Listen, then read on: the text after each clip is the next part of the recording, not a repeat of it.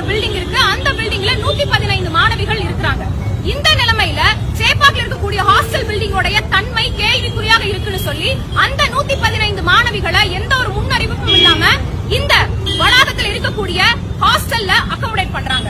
இப்போ ஏறக்குறைய 600 மாணவிகள் இருக்கிறாங்க. அவங்களுக்கு வெறும் 48 ரெஸ்ட் ரூம்ஸ் தான் இருக்குது.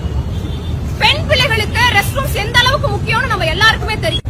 அப்படி இருக்கக்கூடிய நிலைமையில